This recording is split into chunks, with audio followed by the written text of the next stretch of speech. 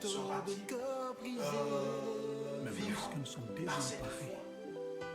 La foi, elle nous fait vivre pour que cette foi puisse nous faire vivre. Tu es toujours là Une foi avec nous.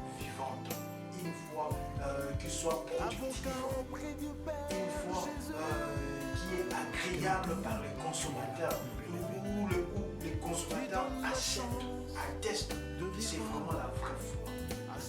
Elle doit produire des fruits.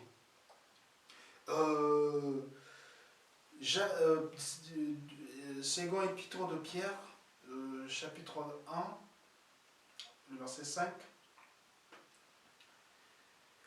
Alors, il est écrit, à cause de cela, même, faites tous vos efforts pour joindre, donc, ou bien pour ajouter à votre foi la vertu, à la vertu la science, à la science la tempérance, à la tempérance la patience, à la patience la piété, à la piété l'amour fraternel, à l'amour fraternel la charité. Car si ces choses sont en vous et ils sont avec abondance, elles ne vous laisseront point oisifs ni stériles pour la connaissance de notre Yeshua. Alors, si ces choses demeurent, elle ne nous laissera pas sans activité, elle ne nous laissera pas stériles. Elle ne nous laissera pas donc comme des gens qui sont morts. Non. Alors, la parole nous dit, on doit faire tous nos efforts, tous nos efforts. On doit s'y concentrer, on doit concentrer tous nos efforts pour ajouter à notre foi. Pour que notre foi puisse être une foi vivante, non pas une foi stérile. Nous devons travailler, c'est notre responsabilité de donner vie à notre foi. Si on ne travaille pas, si on ne fait pas des efforts, on n'arrivera jamais et notre foi ne sera pas une foi vivante, elle sera une foi morte. Et les consommateurs ne sauront pas consommer le fruit parce qu'elle est morte. Elle est morte. Faites tous vos efforts pour ajouter à la foi, à notre foi, la vertu, ajouter la force de caractère, ajouter encore la vertu, ajouter à notre vertu la force, c'est-à-dire à la connaissance, la science, on parle de la science. Mais quelle science, quelle connaissance? Ce n'est pas la connaissance générale, ce n'est pas la connaissance qu'on reçoit de l'école, tout ça, c'est pas ça. C'est la connaissance de Yeshua, c'est la connaissance de notre Père, c'est la connaissance de notre Maître, d'ajouter à notre foi la connaissance. D'ajouter à notre foi la connaissance. On doit faire de nos efforts pour ajouter cela.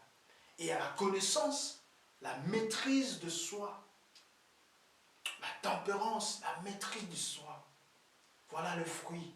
Voilà ce qu'on devait ou bien on doit ajouter à notre foi pour qu'elle soit complète, pour qu'elle soit pleine, entière, pour qu'elle soit vivante. S'il n'y a pas ces choses, notre foi, elle sera stérile. Elle ne pourra pas produire.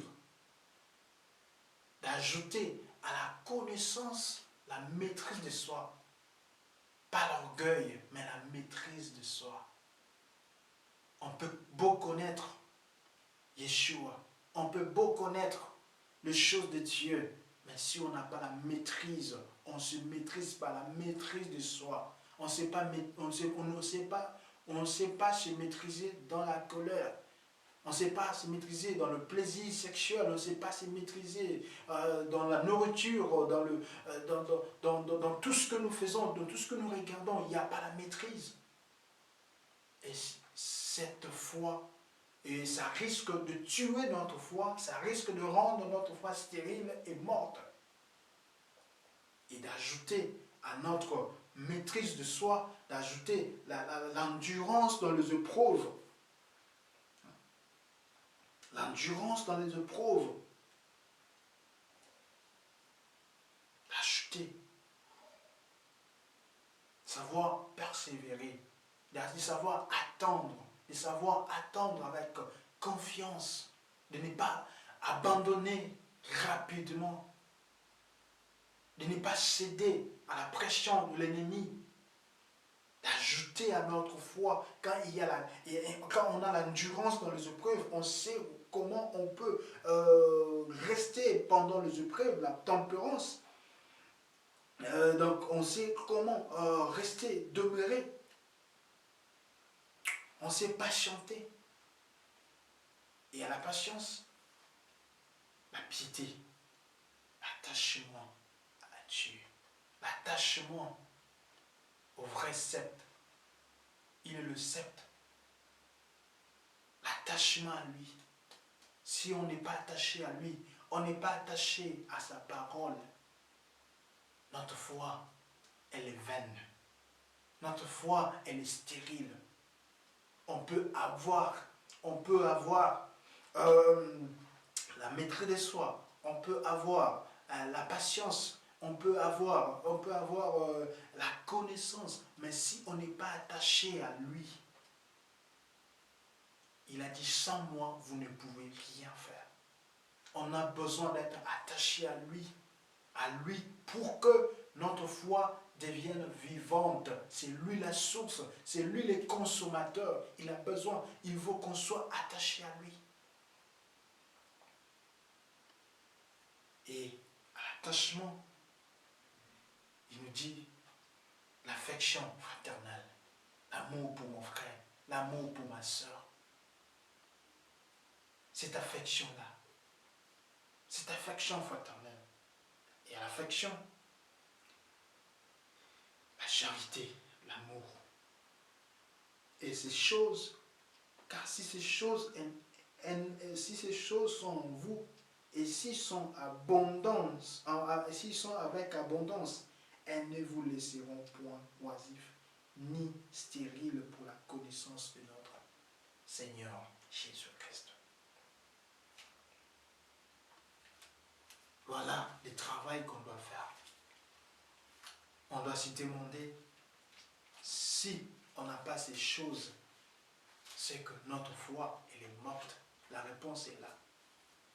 On ne doit même pas se poser des questions. Si on n'a pas la maîtrise de soi, si on n'a pas la patience, si on n'a pas la connaissance, la vraie connaissance, pas la connaissance générale, la vraie connaissance de notre Père, si on n'est pas attaché à lui, notre foi, elle est morte. On peut beau prêcher, on peut beau faire de longues prières, de jeûnes, mais si on n'est pas attaché à lui, notre foi, elle est vaine. Notre foi, elle est vaine. Et pour finir, Paul nous dit, c'est un verset que presque tout le monde connaît. Dans le livre de 1 Corinthiens 13, chapitre 13, le verset 13. Il dit, maintenant donc, ces trois choses demeurent. La foi, l'espérance, la charité. Mais la plus grande de ces choses, c'est la charité. C'est la charité. On parle de la foi, l'espérance et la charité. Que ces trois choses demeurent. Quand le consommateur viendra, il doit vérifier si ces trois choses demeurent en nous. Pour qu'il puisse consommer. Pour qu'il puisse dire que ça c'est la vraie foi. Ça c'est le vrai fruit, le bon fruit pour consommer. Ces trois choses. La foi, la vraie foi. Pas celle qui est stérile. L'espérance. C'est-à-dire savoir attendre avec confiance, la vraie confiance. Savoir attendre avec confiance. Les démons n'ont pas l'espérance. Ils espèrent plus à rien. Ils connaissent déjà leur condamnation. Nous espérons qu'un jour, Yeshua viendra. L'espérance et l'amour. La foi, c'est comme, le noyau. Ça représente le noyau. C'est la base. C'est la base de toutes choses. La foi. Mais elle doit être vivante pour que ces trois choses soient attachées, soient ajoutées. Pour qu'il y ait de l'espérance, il faut que cette foi-là, elle soit vivante. Pour qu'il y ait de l'amour, il faut que cette foi-là, elle soit vivante. Si elle n'est pas vivante, ces trois choses, ces deux choses ne pourront pas. Et Paul dit, je peux avoir toute la foi même de transporter les montagnes. Mais si je n'ai pas l'amour, qui est la plus grande chose qui doit être en nous, si je n'ai pas cela, ma foi, elle est vaine. C'est-à-dire, elle est morte. Elle est morte. Elle ne pourra pas me sauver. Elle ne pourra rien faire. Elle est morte. Elle est stérile. C'est-à-dire que cette foi, pour qu'elle soit vivante, elle doit produire. Il doit y avoir automatiquement le fruit de l'amour, le fruit de la sainteté, le fruit de l'obéissance. S'il n'y a pas le fruit, elle est morte, elle est vaine. Laisse-moi te dire, un jour, il viendra. Il dit, laisse-le. Le vigneron dit, laisse-le encore cette année. Peut-être, il donnera du fruit. Et s'il ne donne pas de fruit, alors, coupe-les. Il nous laisse encore. Peut-être c'est la dernière année que toi et moi, que le vigneron nous a laissé pour que nous puissions produire du fruit. Bien-aimé, regarde le temps où nous sommes.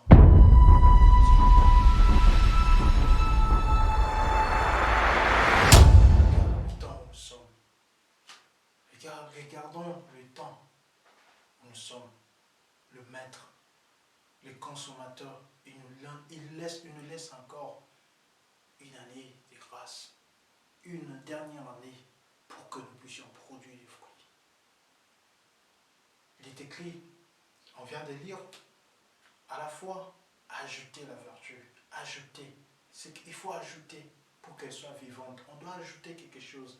Et le diable, il sait que on doit ajouter quelque chose à notre foi pour qu'elle soit vivante. Lui, il veut que notre foi soit stérile, une foi morte. On vient de les assembler, on a des foi mortes. On a des foi stériles qui ne produisent rien. Ça fait des années, on ne produit rien. On se demande si on a vraiment la foi. C'est personnel. C'est personnel, bien aimé. Dans l'intimité, prenons le temps de faire tous nos efforts pour ajouter. Le diable, il veut que, donc d'ajouter à notre foi les doutes, l'impureté, l'impudicité, d'ajouter à l'impudicité l'adultère, d'ajouter les mensonges, l'idolâtrie, pour que notre foi arrive à mourir, pour que notre foi devienne vraiment stérile. Mais si nous voulons que notre foi, qu'elle soit vivante, nous devons ajouter la connaissance de Yeshua, l'attachement à lui, l'obéissance à sa parole, l'amour, et que nous devons savoir nous examiner nous-mêmes si c'est les trois choses, selon 1 Corinthiens 13, si ces trois choses demeurent en nous réellement. S'il y a l'amour, il y a l'espérance, il y a la foi. Ces trois choses ne sont réellement en nous. Mais la plus grande chose, c'est l'amour. Parce que l'amour, c'est Dieu lui-même. C'est Dieu lui-même. S'il n'y a pas l'amour, on peut avoir la foi de transporter le montagne, de faire des miracles, de prier pour le malade. On peut avoir la foi d'invoquer le feu, donc comme Élie a fait, on peut le faire aussi. Mais si on n'a pas l'amour, notre foi, elle est vaine, elle est stérile. Le consommateur ne sera pas consommé parce qu'il manque...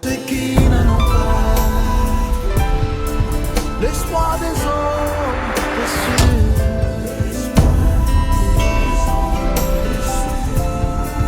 La force de nous affaiblit.